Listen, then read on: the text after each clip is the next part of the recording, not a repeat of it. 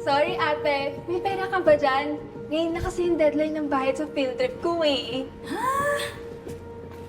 Naku, kulang ako ng 300 eh. Ay naku, daming utang, daming bayarin. Iniiputan mo ko sa ulo habang pagod na pagod ako kumayod para mapakain ka.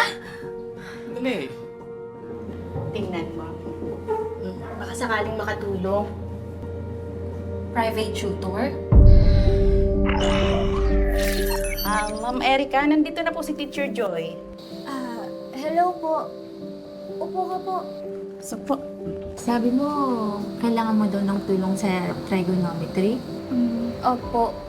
Wala kasi ako maintindihan eh. Mabait naman si Erica, tsaka mabilis siya mag-pick up. Galing na! Mukhang nakukuha mo na lahat. Ano to? Nagbabasa ka ng lesbian hentai? Ay, hindi. Baka naiwan dito akin. Sorry po. Ano ka ba? Okay lang naman. Normal naman yun. Hindi mo ako isusumbong? Bakit naman kita isusumbong? Personal na buhay mo yan.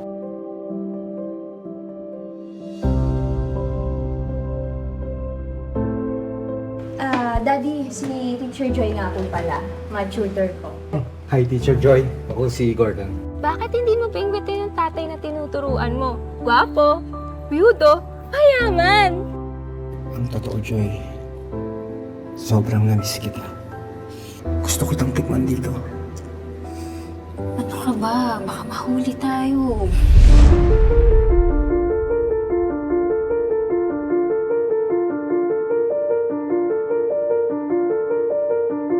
Hindi ko naman gusto yung magkaganon eh.